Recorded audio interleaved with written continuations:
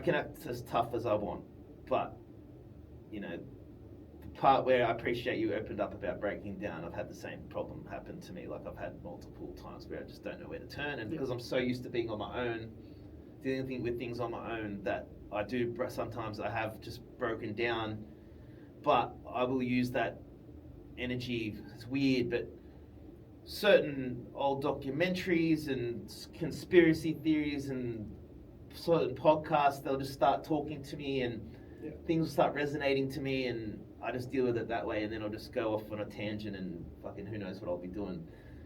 But that's why sometimes your approach probably keeps you more level-headed. Well, that you've got a structure. Yeah. I think each to their own, I guess. Whatever works for you, whatever, you know what I mean. But I just found that's what's definitely. You've got a structure, and that's you've got a good friend network. That's good. But it's not saying that it's not your friends aren't a good friend network, but it's more so was it very similar to what I've experienced growing up. We've always had those older men saying that that's not how men should be. You should just shut up and not worry about it. You're not the only one that's going through shit. You know what I mean? Like is that. I don't say it to him in that way. But no. I give that impression, like you just sort of, I do feel bad for some of the tone that I use sometimes to them, because I know that they're genuinely asking for help, but at the same time, I've got so much worse shit going on in my life that I don't see other people's problems. Like, say if someone's got a problem with a relationship, I don't really see it as a big deal. Like, get over it.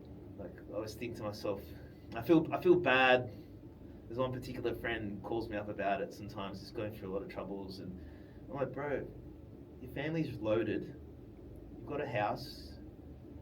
You've got everything you want, and what? Because you don't have a girlfriend, you're upset. Who cares? He's got these different girls. He's always got these different girlfriends. They don't work out, and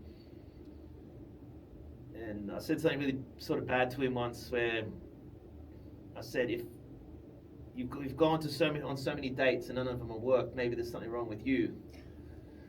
I said to him, which I felt was a bad thing, but at the same time, I think it's true. There must be something that he's doing wrong. Yeah. The common denominator. Because obviously it's a numbers game. One of them's going to work. If one of them doesn't, then there's obviously something you're doing wrong. Then you got to upset me about that. I understand. I'll probably said it the wrong way. That's a real friend too. I see, like in the same friend that I open up to, he'll also tell me if I'm being a clown, or he'll slap me across the face and say, wake up, you can't tell them. You can't tell them what they want to hear. No, that's exactly right. That's what women do. Women will tell each other what they want to hear, and goes back to when they go to a wedding or something, and they put so much makeup on, they look like Ronald McDonald, but all their friends will say, look how beautiful you look, babe, look how beautiful. But then we look at them and like, what the fuck? Like they walk around the shopping centre, they've got the plumped up lips, and we're looking like, but they've got a whole network of women telling them it looks good. So that's their pep up. False reality. Yeah. We give each other. That's why we're on average more depressed and upset a lot, because we are always told the reality. They're not. Yeah, it's always that saying, man up, Johnny, man up. You know what I mean? It's very true. I see where it comes from now. Yeah, man up. Yeah, be a man. I say it too to people. Like, you got to just deal with it. No one, at the end of the day, no one cares. And I remember a long time ago, someone said to me, you'll go through your whole life worrying about what other people think, and then you'll get to a point where you realize they never cared in the first place. When you get a bit older, you always got to remember that. It's very true, I feel. But we need to learn to care about each other.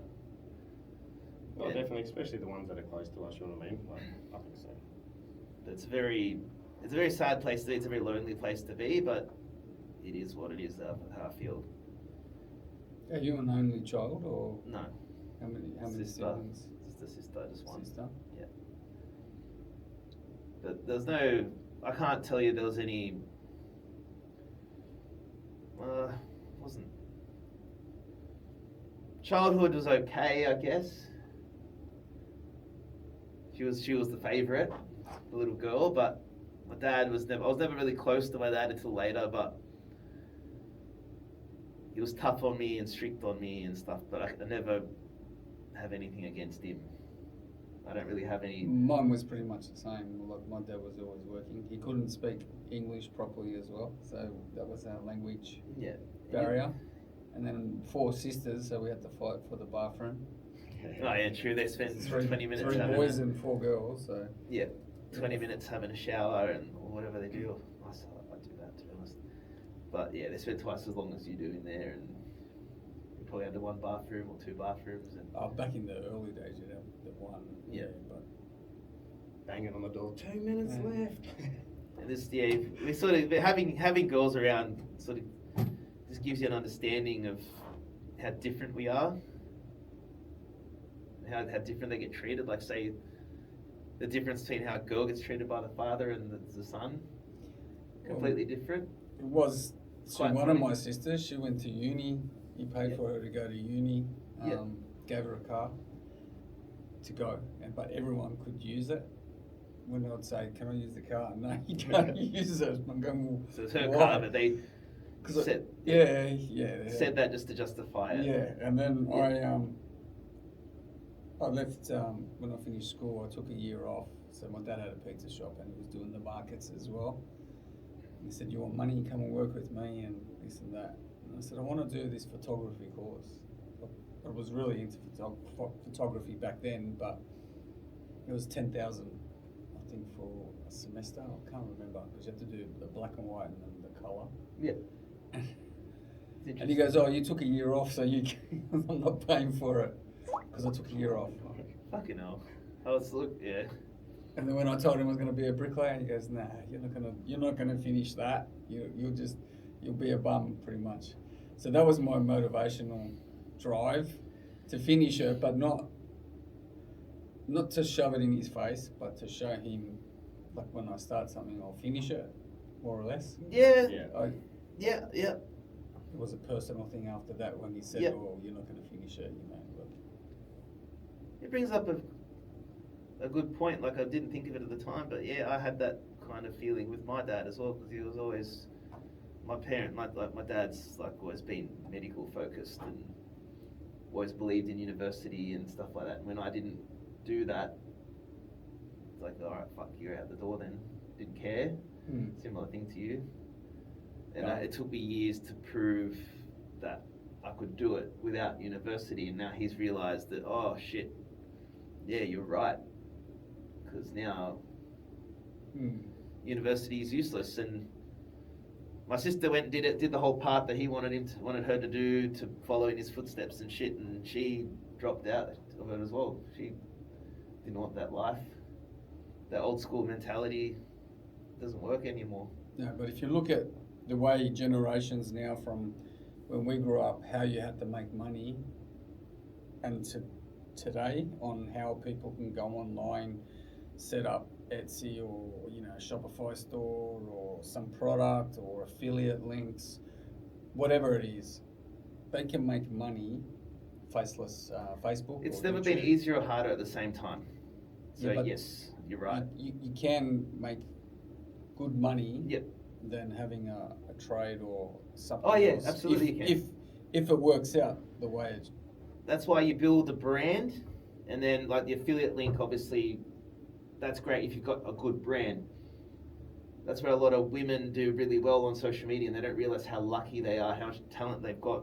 All they can do is a lot of them can just get a big following, and then just all of a sudden a link will pop up on their Instagram, buy this product, bang.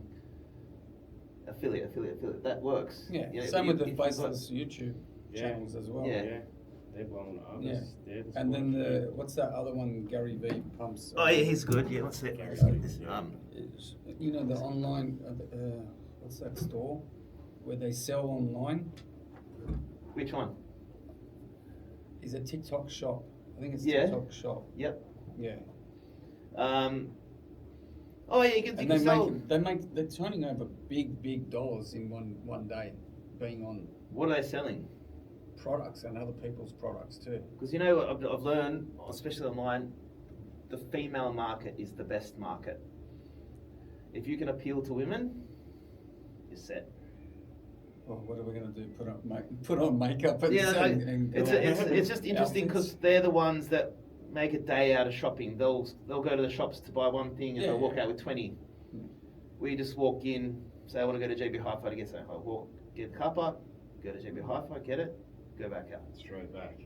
But they'll walk around the whole place and, you know, they'll walk out with fucking 10 different bags from 10 different places. The women market is a very powerful market. Yeah. If you're able to find a product that you can sell to them, then you made it.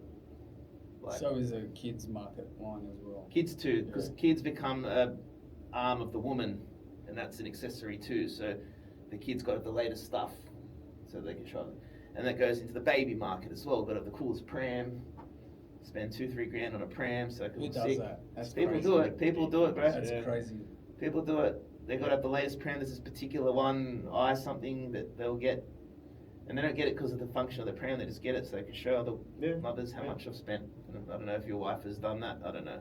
No. So that's something that I was always big against, is that going for the fucking best Yeah, of the top best. range. Yeah. At the end of the day, the kids grow so fucking quick. Yeah. Like it's. And then what happens to that? It just gets That's wasted. it, But yeah. at the time, they could show up to brunch in their fitwear and look at my pram, and the whole, they've always got to have something around them and sort of carrying something to show how much money they've spent. I don't understand. Spend money on the quality if you know you're going to get the lifetime out of it, but not just for the name or for a bit of attention. I see it all the time. It's weird, especially around here. You got to admit. Like, Yeah. Or in Ruby Kids Yep. in Westfields, they have the section for the mum and their prams and the kids and all that. It's like a fashion accessory. Mm. It's another accessory for them. Like, and yeah, I don't understand. They Louis Vuitton baby bags, like with all their baby gear in them and stuff. And why? Why do you need to spend 2.5-3 grand on a fucking bag? It's just a zipper.